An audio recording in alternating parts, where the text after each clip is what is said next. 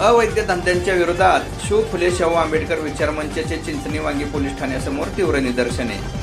पोलिसांच्या लेखी आश्वासनानंतर आंदोलन तात्पुरते स्थगित। चिंचणी वांगी पोलीस ठाण्याच्या हद्दीत सुरू असणारे अवैध दारू, मटका, जुगार आणि गुटखा यासारखे अवैध धंदे तात्काळ बंद व्हावेत या प्रमुख मागणीसाठी शिव फुले शाहू आंबेडकर चळवळ विचार मंच कडेगाव तालुका या संघटनेच्या वतीने पोलीस ठाण्यासमोर तीव्र निदर्शने करण्यात आली।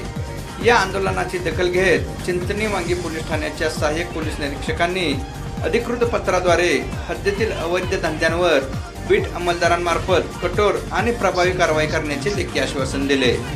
या आंदोलनामध्ये रिपब्लिकन पार्टी ऑफ इंडिया तसेच वंचित बहुजन आघाडी, कामगार आघाडी, जनता क्रांती दल, बसपा, आरपीआय आंबेडकर गट, Fakira panther Sena, democratic party of India या संघटनांचे पदाधिकारी व कार्यकर्ते मोठ्या संख्येने उपस्थित होते।